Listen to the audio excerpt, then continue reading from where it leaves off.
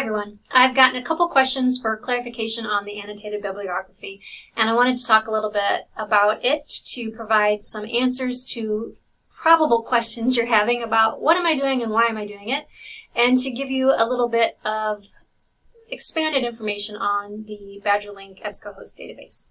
So, most of the students in this class, I'm looking at my class list right now, overwhelmingly are social work students. And as social work students, I believe that most of you are going on to 4-year degrees and probably or eventually a master's degree in social work. And as such, you will be asked to do quite a bit of research. And a lot of those pieces of research will be about approaches to helping people with problems, to methods and theories and applications of ways to serve certain populations. And those treatments and those theories have evolved over the course of decades, if not centuries, on how we treat people. When I teach my Intro to Lit class, we talk about Charlotte Perkins Gilman's The Yellow Wallpaper.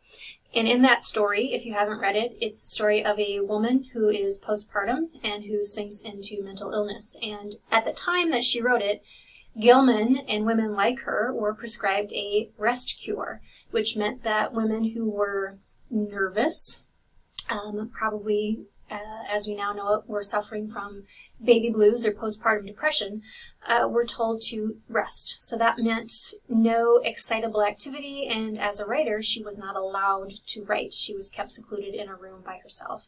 And the story, though fictionalized, has been related to Gilman, the author's own kind of descent into postpartum depression. So we now know that we don't treat women with postpartum depression with the rest cure.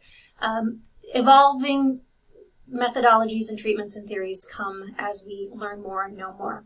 And so when you get into your social work program and into social work research and eventually writing some kind of a study or paper or project, you are going to be asked to do research. So my hope with annotated bibliography is that you get into being comfortable using databases, being comfortable using and reading scholarly research, meaning research that comes from those databases, being able to summarize and distill what those articles are about, and whether you agree or disagree with them. I give the example when I talked to some people recently face-to-face is when I went back to school to get my master's degree, I had to write a thesis paper, and I wrote mine on Margaret Atwood's The Handmaid's Tale, which you might know as a Hulu series, but was a 1986 novel by Margaret Atwood. That's what I did my thesis on. And the first class I took in graduate school was a research methods class, which asked me to find 100 sources and write an annotated bibliography of those 100 sources. So this is giving you a little snippet into that to hopefully prepare you for, again, delving into getting comfortable with reading and analyzing and evaluating source material. So I'm asking you to find 10 sources on an author, a piece of literature, whether that's one short story, a couple poems, or a movement like the Harlem Renaissance or postmodernism, and to do research on that. And as you begin research with anything that you're assigned, it's very vague and broad and abstract, and it doesn't feel like it has a real purpose. But as you start to get into, let's say you're focusing on Langston Hughes, you might find that you read articles in those databases that talk about Langston Hughes' upbringing, that talk about his writing from a psychoanalytic point of view, that talk about it from a Marxist point of view, from a feminist point of view.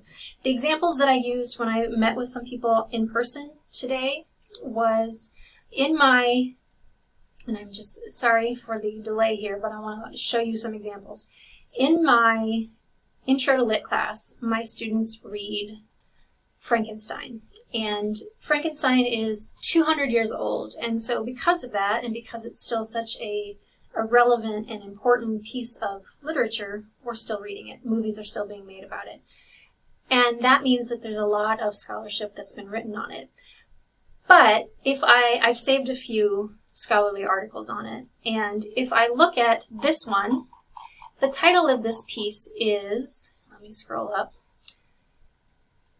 An Already Alienated Animality, Frankenstein as a Gothic Narrative of Carnivorism. In this essay, I argue that Frankenstein's monster is literally a bizarre byproduct of meat eating. So the entire argument or thesis statement of this scholarly research paper is that this author believes that Frankenstein's monster or creature is because of people being carnivores.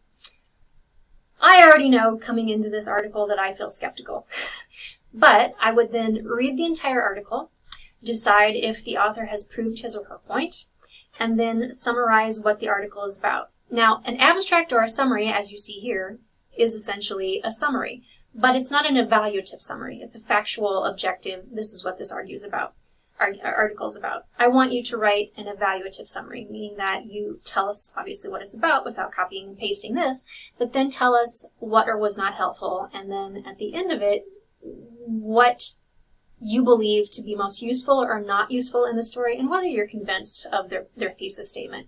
This allows you to, as you collect a large body of research, to remember what the article's about without having to reread the 20-some pages oftentimes, and then to realize these are the pieces of scholarship that I plan to use in my future project. I know you all are not going to become, presumably, literature majors, but the process that you're going through now will help you get to an eventual project like this. So that's one example. Another is Orphaned Author's Dreams. I have my Intro to Lit students read this. And this is a psychoanalytic scholarly article on Shelley and her life and her dreams and the dreams that are in the novel Frankenstein itself.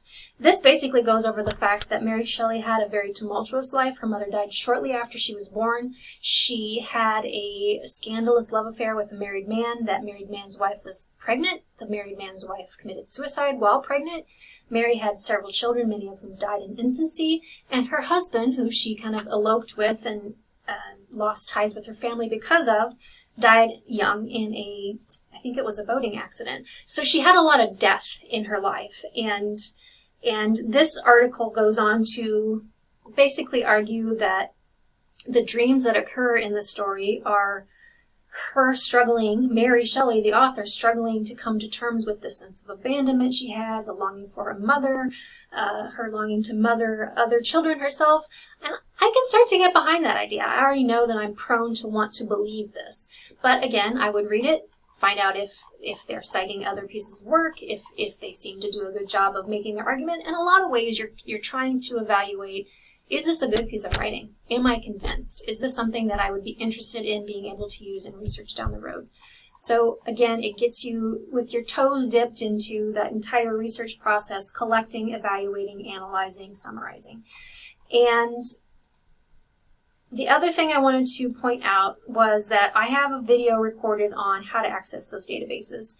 And I think I have referred you to BadgerLink EBSCOhost. EBSCOhost is a fine catch-all database. It's one you're going to be using in future studies in school, and it's also known as Academic Search Premier here. But once you get to this landing page in Western's, from Western's databases link, note that you can scroll down and there's an alphabetized list of even more databases to access. One that I think would be particularly helpful for this annotated bibliography assignment is this Literary Reference Center.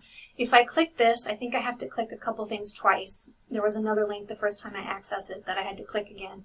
But it's going to look like EBSCOhost that you're used to, but it might give you more specific information on authors and the pieces that you're researching versus just the generic EBSCOhost. So hopefully that will help you narrow down some of the information. And you might just find 10 articles in the database.